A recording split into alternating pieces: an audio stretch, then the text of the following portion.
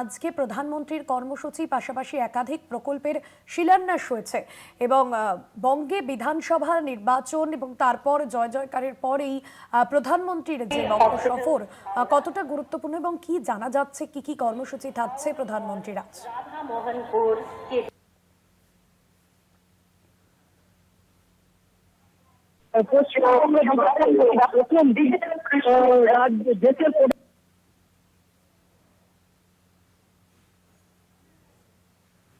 রাজ্যের বিভিন্ন কর্মী সমর্থকরা এবং সাধারণ মানুষ কিন্তু ঢাকে না এখানে ভিড় করা। এ বলে রাখি যে আমরা দেখানোর চেষ্টা করবো পুলিশ করা হয়েছে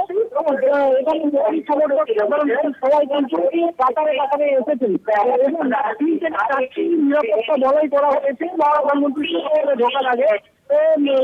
স্বাভাবিকভাবে বলা যায় রাজ্যে 5 বছর রয়েছে বিজেপির যে সরকার ছিল তার নেতা মন্ত্রীরা কিন্তু শুভেচ্ছা করছে এবং পালাবদলের যে ঘটনাগুলি ঘটছে তারপরে আবার এই প্রস্তুতি পালনে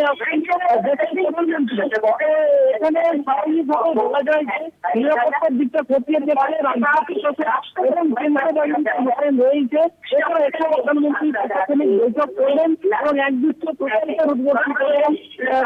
প্রধানমন্ত্রী গ্রাম সড়ক থেকে আরম্ভ করে একটি প্রকল্প উদ্বোধন করা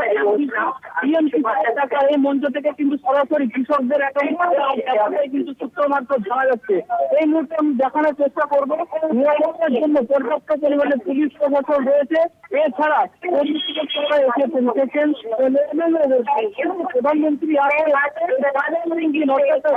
এবং কেন্দ্র দ্রুত সমন্বয়ের একই সাধারণ আশা করছে যে রাজ্যে উন্নতি হবে, কিন্তু এখন দেখার যে এখান থেকে বার্তা দেন প্রধানমন্ত্রী এবং পশ্চিমবঙ্গের জন্য তথা হুগলিবাসীর জন্য কি আলাদা করে কোনো কিছু থাকে কিনা স্বাভাবিকভাবে সেটা নজর রাখছে সাধারণ মানুষ। এখানে আমরা দেখতে পাচ্ছি যে একদমই দীপাঞ্জন, ধন্যবাদ জানাবো তোমাকে। প্রতিনিধি দীপাঞ্জন রায় ছিলেন আমাদের সঙ্গে ফোন লাইনে।